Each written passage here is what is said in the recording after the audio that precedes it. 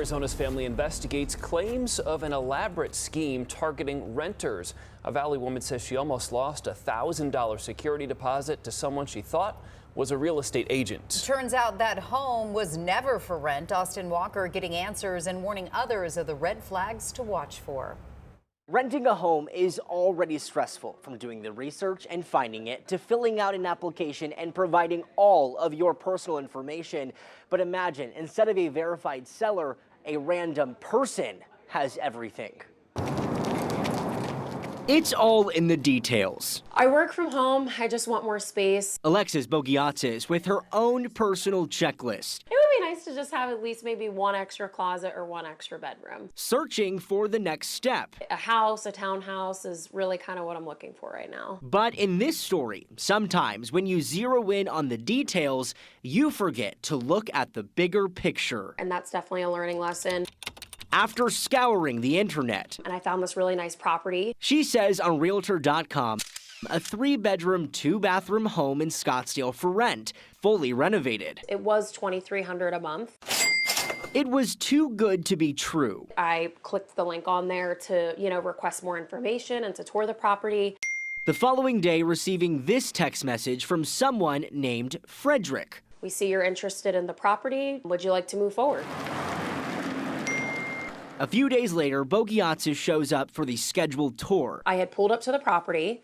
I called him. I said, I'm here. I don't have a code. But remember, she's always looking at the details. Also, I still see a for sale sign on the property. For sale by Opendoor, but she's here to rent. Eventually receiving a code after multiple attempts and heading inside. The following day, Bogiatzis went through with an application. I had to give my address. I had to give my social security number. I had to give a pay stub with all of my information, where I work, how much I make. Frederick telling her she was approved and needed to pay the security deposit. He wanted me to Zelle him the security deposit. An immediate block from her bank. And then he switched it over to Venmo, and luckily Venmo blocked both payments. And an error actually came up on Venmo that said, this is a scam. Frederick sent her a picture of an Arizona driver's license, but don't forget the details. The picture, 2 different colors on the backdrop. And remember that for sale sign by Opendoor?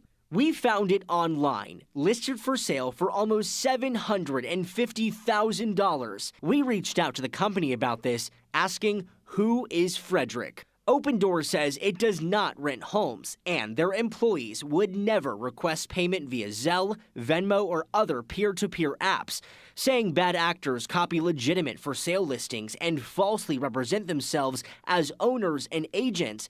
But most importantly, this Frederick has no affiliation with Opendoor. It's right in my face that it's a scam. We reached out to Frederick asking for an application to rent, later received, and we followed up with his phone number, telling him I was with Arizona's family. After doing some digging, I talked to Opendoor, and Opendoor says they have no idea who you are. This home is for sale and not for rent. So I'm trying to ask you, the question is, how are you getting people inside this home? Frederick, are you asking people to pay a security deposit through Zelle and Venmo? Frederick responded saying, no, I was not asking people to pay a security deposit. Frederick hung up and blocked my number. Really nice young couple, just had a new baby. Susan Tollickson lives next door, providing some insight, saying the previous owners had to move abruptly, so they sold it to Opendoor. But over the past few weeks, dozens of people have come to the property trying to get inside, also confused about the for sale sign.